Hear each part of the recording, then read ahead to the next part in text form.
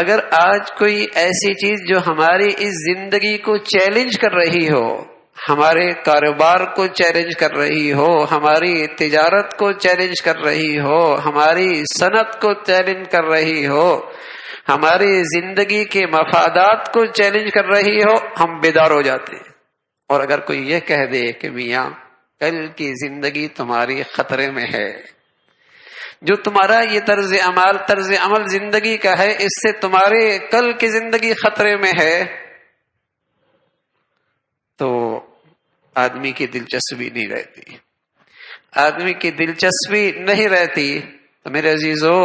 اس زمانے کے اندر بھی دین کی شکلیں موجود تھی، لیکن اس دین پر ایمان مردہ ہو چکا تھا۔ اس دین پر ایمان، اس میں تازگی نہیں تھی، اس میں قوت اور طاقت نہیں تھی۔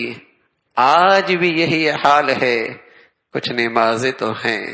کچھ روزے بھی ہیں، کچھ حج بھی ہیں، لیکن آج اس دین کی حقیقتوں پر یقین نہ رہا، ایمان تازہ نہ رہا، جس کا نتیجہ میرے عزیزو یہ ہے کہ آج ساری دلچسپیاں اس زندگی سے ہیں، کل کی زندگی سے دلچسپی کوئی نہیں، بات سننے کا جی بھی نہیں چاہتا۔ اس زندگی کے مفادات کے تذکرے ہوں، یہاں کی زندگی کے ترقی اور خوشحالی کی باتیں ہوں، بہت دلچسپی ہے،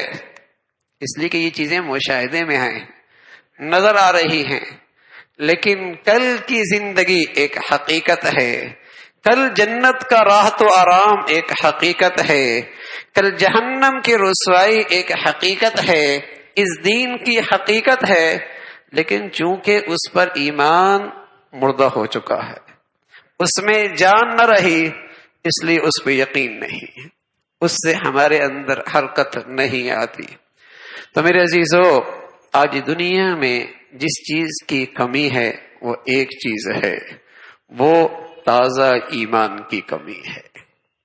مسلمانوں کے پاس کسی چیز کی کمی کوئی نہیں،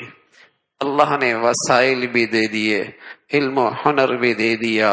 اور جسے کہیں کہ زمینی خزانے بھی ان کے جھولی میں ڈال دیے، لیکن پھر بھی دنیا کی نظریں ان سے کیوں پھر گئیں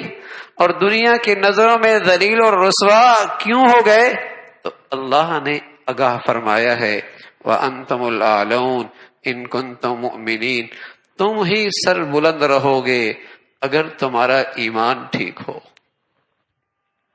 وَأَنْتُمُ الْأَعْلَوْنَ إِن كُنتُم مُؤْمِنِينَ، تم ہی سرخرو ہو جاؤ گے، تم ہی سر بلند رہو گے، ان کنتم مؤمنین، اگر تمہارا ایمان ٹھیک ہو، اگر تمہارے ایمانوں میں تازگی ہو۔